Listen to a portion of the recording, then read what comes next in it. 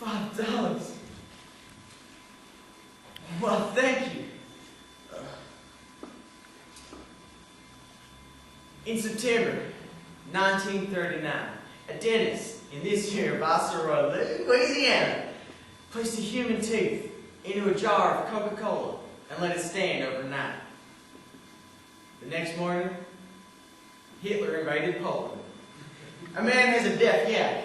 The yak cannot hear it. It grew up deaf. And one day this man speaks to it. "How are you today, King?"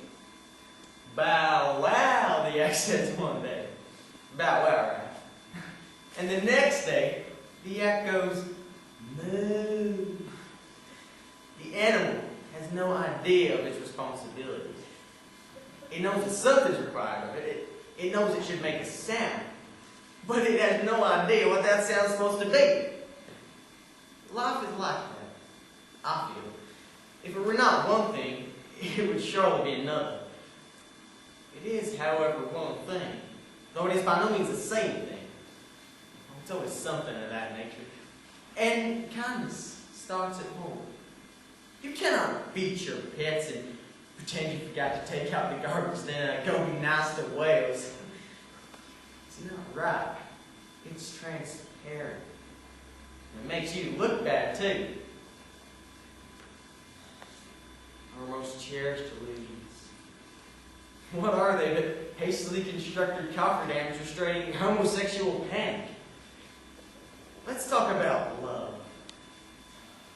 Love. My golly, it sells diapers, don't it?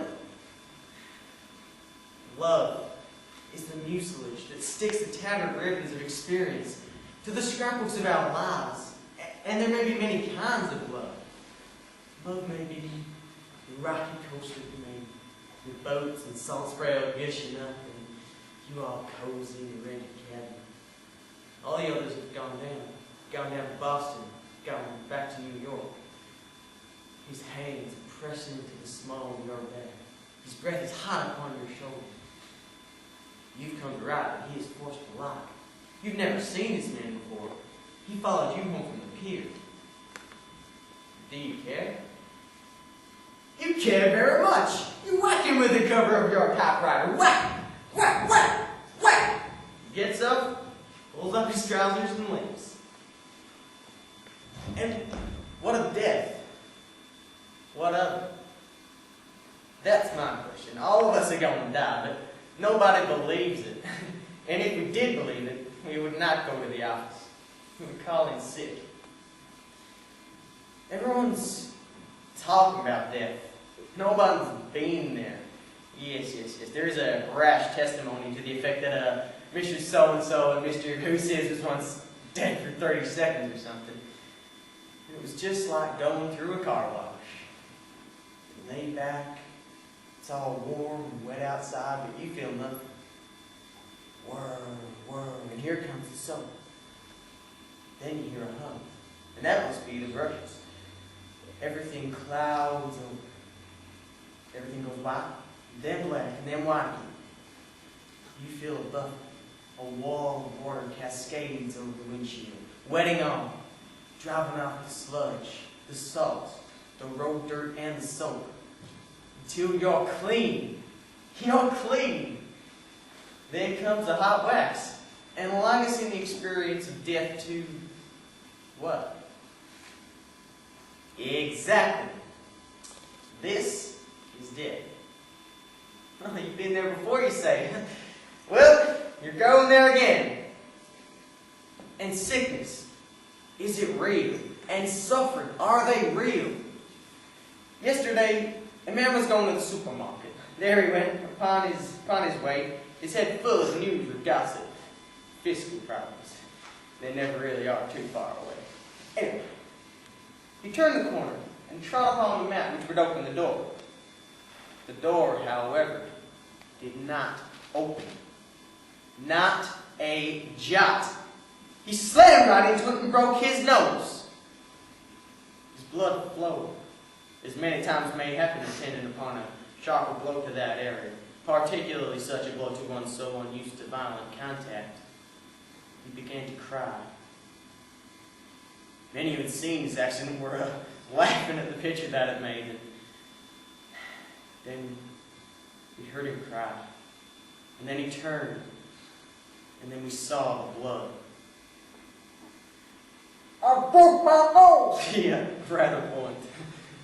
I broke my nose and you think it's funny? He could not think of what to say. A phrase which might instill in us, the spectators, who deign to ridicule his pain, shame, or remorse. His mind searched for a curse. Fuck you! He said. Fuck you! What is required of us? To whom do we owe our allegiance? And is this a laughing matter? Or should we just mope around as if the dog died? This is a good question. And on that, let me say the following. A man, a traveler, is in the desert. He has lost his way. He has no water, and he is near death. Far off, in the distance, he sees a mountain far away. Ice encapsulates its tops and flows and freshens down its sides and becomes springs and rivers, cool, fresh water, redolent of trout. And he knows it is a mirage. There is no mountain there, there is but desert. But he trudges on towards it in any case. Who should we identify with in this story? Do you think the trout? It ain't the trout. It ain't the trout at all. We've all been down.